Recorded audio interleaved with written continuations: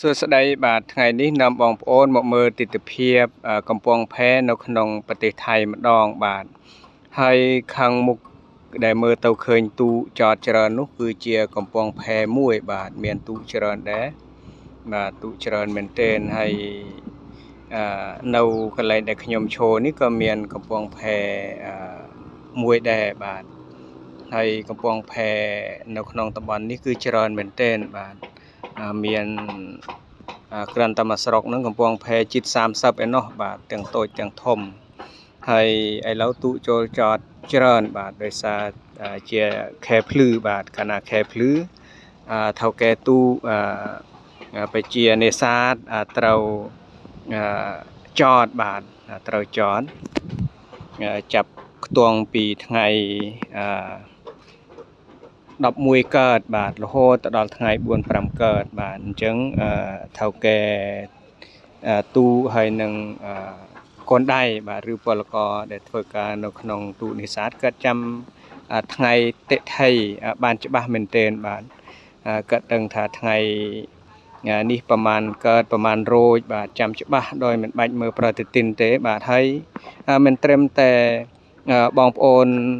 ពលករដែលធ្វើការនៅលើទូនេសាទទេបាទសំបីតែគ្រួសាររបស់គាត់បាទប្រព័ន្ធរបស់គាត់នឹងចាំច្បាស់ទៀតបាទហើយចាំច្បាស់មែនទែនបាទពេលខ្ញុំសួរថាកាលណាទៅប្តីចូលវិញគាត់ថាថ្ងៃ12កើតឬ13កើតហើយសួរគាត់ថាថ្ងៃនេះប្រហែលកើតគាត់ឆ្លើយភ្លាមបាទថ្ងៃនេះប្រហែលកើតប្រហែលរោចអីគាត់ឆ្លើយដោយមិនបាច់មើលប្រតិទិនទេបាទចាំច្បាស់ជាងខ្ញុំទៀតបាទខ្ញុំពេលខ្លះតើតែមើលប្រតិទិនបាទទៅចាំបានហើយទូនេសាទធំណាស់បាទបងប្អូនធំមែនទែនហើយទូនីមួយនឹងតម្លៃថ្លៃណាស់បាទតម្លៃ4-10-20លានបាត30លានបាតក៏មានដែរបាទថ្លៃជាងឡានបាទថ្លៃជាងរថយន្តបាទ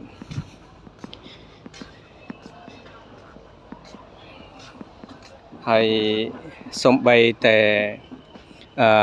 ឧបករណ៍បាទឧបករណ៍នៅលើទូនេសាទហ្នឹងគឺថ្លៃដែរបាទគឺថ្លៃរាប់ម៉ឺនដុល្លារឯណោះបាទ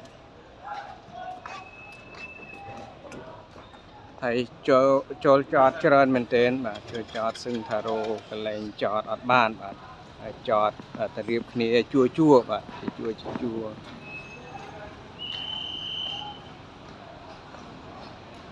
ហើយបងប្អូនដែលធ្វើការនៅលើទូនេសាទភាគច្រើនជាពលករ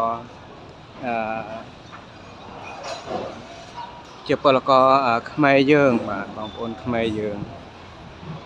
គាត់ជំនាញបាទគាត់ចុះទូមកយូរអញ្ចឹងជំនាញមែនទែនខ្មែរយើងសុំប្រសើរបាទគាត់ប្រកែណាស់បាទ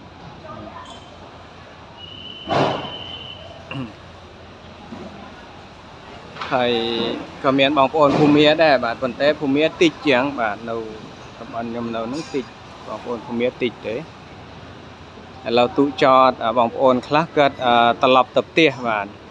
គាត់ត្រឡប់ទៅផ្ទះមួយអាទិត្យបាទទៅលេងក្រុមគ្រួសារ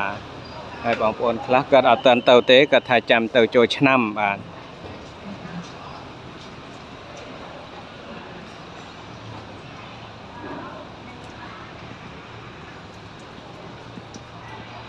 ទិដ្ឋភាពនៅលើកំពង់ផែបាទ